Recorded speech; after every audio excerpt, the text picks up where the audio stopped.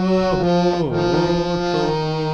रामाविन जीव व्याकुळ होतो.